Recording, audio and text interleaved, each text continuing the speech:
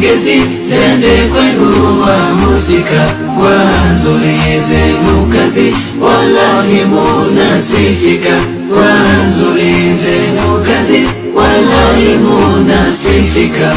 Rabbi Mola tawajazi muzidi kunawirika. Twataka mujue hili leo mupate hakika, mupate kutaamali haya tunayotamka, mupate kutaamali haya tunayotamka. Mtenda mema kwa kweli, kwa Mola mefarijika. Twatoa zetu pongezi zende kwenu wahusika kwa nzuri zenu kazi, wallahi munasifika kwa nzuri zenu kazi, wallahi munasifika.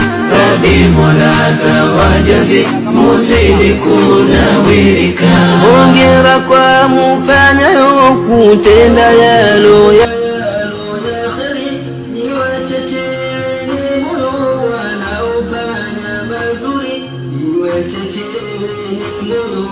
wanaofanya mazuri, ndiyo Mola pendao, basi nasi tukithiri.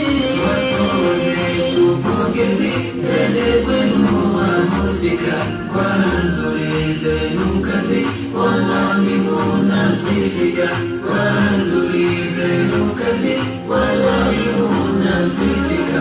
Rabbi Mola tawajazi muzidi kunawirika. Timu Sauti ya Vijana Kipini Group kutoka maeneo ya Kipini. Tumetoka Kipini Town hadi kufika sehemu za Kaloleni. Kama mnavyoona hapa, hawa ni ndugu zetu. Kwa lugha nyingi ambayo tunatumia, lugha ya walemavu. Kuna walemavu wa macho, kuna walemavu kuongea, kuna walemavu wa miguu, na yote nitafika Mwenyezi Mungu. Hakuna kiumbe hata mmoja alituma application kwa Mwenyezi Mungu kwamba mimi nataka kuwa hivi na hivi na hivi. Yote nitafika Mwenyezi Mungu. Na hawa wameachwa kwa baba pale kwa sana.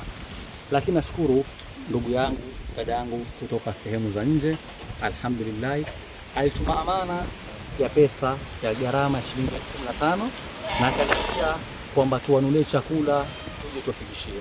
Alhamdulillah, tuko na sukari kilo 10, tuko na mchele kilo 50, tuko na sabuni boksi moja, tuko na biskuti na tuko na mafuta ya kupikia lita 10, na tuko na unga sima bandali 1.5, na tuko na bandali la unga ngano, na tuko na mayani, na tuko na raiko, na tuko na viazi. Dada yetu, kama Mwenyezi Mungu akubariki, Mwenyezi Mungu akuhifadhi, Mwenyezi Mungu akuwekee katika mezani za saneti zako. Sisi kama Sauti ya Vijana hatuwezi kukulipa, Mungu peke yake ndio anaweza kukulipa. Na lingine, vile ulivyoona klipu ya kitambo kuwasikitikia hawa, ningeomba kila wakati uwashike mkono wewe na wale wenye kupenda heri. Nasema shukran wa barakallahu fikum.